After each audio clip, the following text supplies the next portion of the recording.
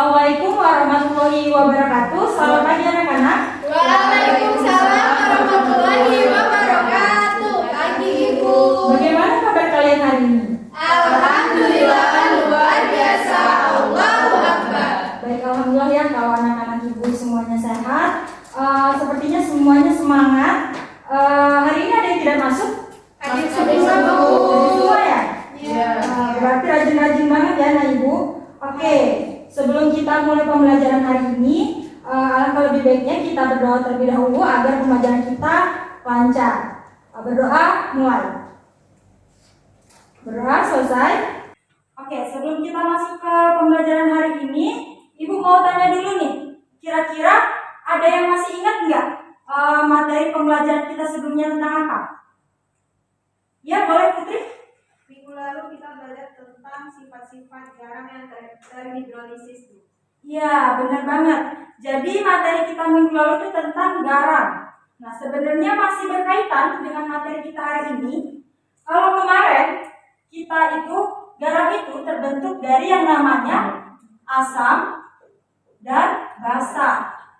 Nah, materi kita hari ini itu larutan penyangga yang juga terbentuk dari asam dan basa.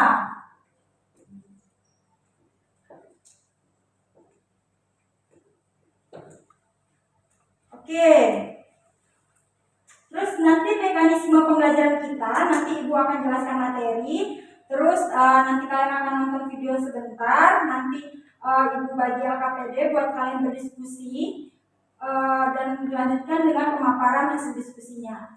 Oke, materi hari ini kita tentang larutan penyangga, di mana indikatornya siswa mampu menjelaskan pengertian larutan penyangga, jenis-jenis larutan penyangga, dan peran larutan penyangga dalam kehidupan sehari-hari. Oke, coba anak-anak perhatiin, Adinda, tolong perhatiin di depan. Kira-kira ada yang pernah menjumpai atau mengalami yang namanya sakit mata nggak? Pernah. Pasti rasanya sakit banget terus merah kan? Iya, betul. Nah, coba Rupiah, kira-kira kalau sakit mata kita harus ngapain? Pakai obat tetes mata. Iya benar, pakai obat tetes mata. Jadi kalau kita sakit mata, pakai obat tetes mata, mata kita bakal sembuh. Terus enggaknya nggak merah lagi seperti yang digambar. Bu, saya ingin bertanya Bu, kenapa pada saat kita menggunakan obat tetes mata itu mata kita nggak perih? Ayo, gimana? Jadi jawabannya simpel ya, Mira. Kenapa obat tetes mata itu nggak bikin mata kita perih? Karena di dalam obat tetes mata itu ada sebuah larutan yang namanya larutan penyangga. Bu, kok dari tadi kita ngomong tentang larutan penyangga terus? Apa sih itu larutan penyangga? Nah, larutan penyangga itu anak-anak dalam versi bahasa kimianya nih ya, larutan penyangga itu biasa dikenal dengan yang namanya buffer. Nah, larutan penyangga itu simpelnya merupakan larutan yang pH-nya tidak berubah sama sekali jika ditambahkan air. Jika ditambahkan sedikit asam maupun basa, pH-nya pun tidak berubah secara signifikan ataupun hanya sedikit. Oke, ada yang mau ditanyain? Nah, jadi ya anak-anak, dari larutan penyangga ini, misalnya nih ya, Rc ada larutan ini pH-nya 5, terus Rc tambahin air, pas kita ukur lagi, pH-nya tetap 5, kira-kira ini larutan penyangga bukan? Terus contoh lain ya, misalnya Adinda punya larutan lagi, pH-nya kita samain aja, pH-nya 5 awalnya ya. Nah, terus Adinda tambahin HCl atau Adinda tambahin NaOH. Terus pas kita cek, pH-nya ternyata berubah jadi 4,9 atau enggak berubah jadi 5,1. Kira-kira termasuk larutan penyangga enggak bukan?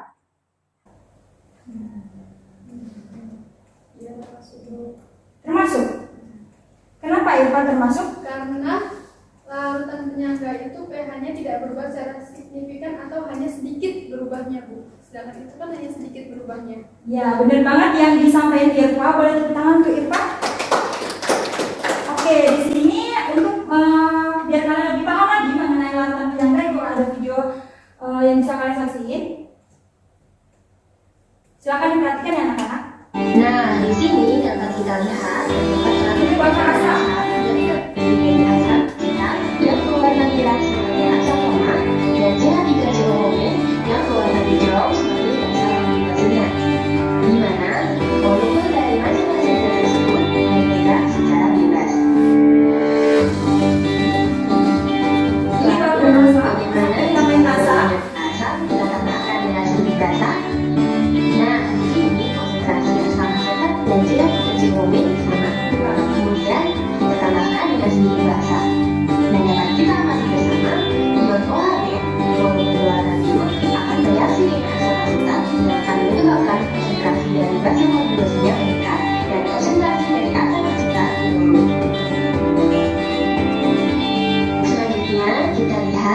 mana pengaruh penambahan sedikit asam terhadap konsentrasi larutan penyangga asam. Dapat kita lihat bersama, ion H+ dari asam yang ditambahkan akan bereaksi dengan basa kombinasi yang menyebabkan konsentrasi asam menjadi rendah dan basa kombinasinya menurun. Bagaimana dengan larutan rasa? Apakah larutan yang rasa? Ya, jika larutan bersama dan di sini dapat kita lihat terdapat larutan penyangga dasar yang terdiri dari NH3 molekul yang berwarna hitam sebagai basa lemah dan NH4+ molekul yang berwarna kuning sebagai asam konjugasinya. Molekul dari masing-masing zat tersebut bergerak secara bebas. Lalu, bagaimana jika larutan basa kita tambahkan dengan sedikit basa? Nah, di sini konsentrasi NH3 dan NH4+ sama. Kemudian kita tambahkan dengan sedikit basa. Nah, dapat kita amati bersama, ion OH- akan bereaksi dengan NH4+ yang akan menyebabkan konsentrasi dari NH3 meningkat dan konsentrasi NH4+ menurun. Selanjutnya kita lihat bagaimana pengaruh penambahan sedikit asam terhadap konsentrasi larutan penyangga basa. Dapat kita lihat bersama, ion H+ dari asam yang ditambahkan akan bereaksi dengan basa konjugasi. Hal ini akan menyebabkan konsentrasi dari NH4+ meningkat dan konsentrasi dari basa konjugasinya menurun. Oke, gue rasa udah dari penjelasan ibu tadi, terus karena video gue rasa kalian udah cukup lebih paham mengenai materi hari ini. Nah, selanjutnya ibu udah bagi beberapa kelompok 1 untuk RC, Izdihat, Putri Laila dan Kana, kelompok 2 Dinda, Lutfia dan Irfa dan Kira. Ini LKPD-nya. Silakan berdiskusi. Udah ada beberapa soal. Nanti perwakilan silakan untuk mempresentasikan hasilnya. Ada kesulitan kelompok 1?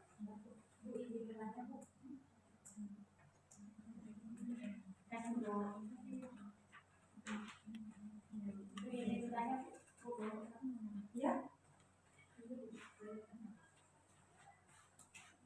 Ini sifatnya saja. Jenis. Mau jenis mana? Kita ada hitungannya nggak teman-teman? Nggak ada. Oke. Sepertinya waktunya sudah cukup. Silakan presentasi dari kelompok 1. Ibu, dari sini ya, Bu. Ya. Untuk nomor 1 itu jelaskan jenis larutan penyangga. Larutan penyangga ada 2 jenis. Yang pertama penyangga asam. Untuk larutan penyangga ini bersifat asam, pH-nya berada di bawah 7. Contohnya CH3COOH, HCN, H2CO3.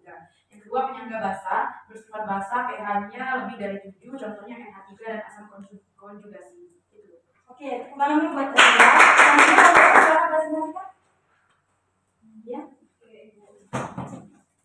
Nomor 2, sebutkan peran larutan penyangga dalam kehidupan sehari-hari. Yang pertama ada darah sebagai larutan penyangga, di mana larutan penyangga ini berfungsi untuk menjaga pH darah agar stabil. Yang kedua, air udah sebagai larutan penyangga. Air udah kita mengandung larutan penyangga fosfat yang dapat menjaga kerusakan biji dari lapisan atau yang terbentuk dari lapisan makanan di sela-sela yang busuk. Wah, ya. Tepuk tangan untuk kelompok 2. Oke, kesimpulan pada hari ini kita mau pelajari tentang larutan penyangga, di mana larutan penyangga tadi itu mampu mempertahankan pH tertentu walaupun ditambah dengan air maupun asam ataupun basa. Terus tadi larutan penyangga kalau kita lihat dari video ada larutan penyangga asam, terus larutan penyangga basa. Nah, contohnya tadi ada sampo, ada tes mata dan lain-lain. Nah, ibu rasa kalian hari ini sangat semangat dan antusias. Ibu sangat mengapresiasi kalian. Silakan kita tepuk tangan untuk kita semua. Ibu harap kalian materi hari ini diingat terus. Jangan lupa juga untuk mempelajari materi minggu depan. Di sana juga ada latihan biar kalian lebih paham lagi. Untuk menutup pembelajaran hari ini, ibu tutup dengan berdoa. Berdoa mulai. Berdoa selesai. Sekian pembelajaran hari ini. Ibu akhiri. Wassalamualaikum warahmatullahi wabarakatuh.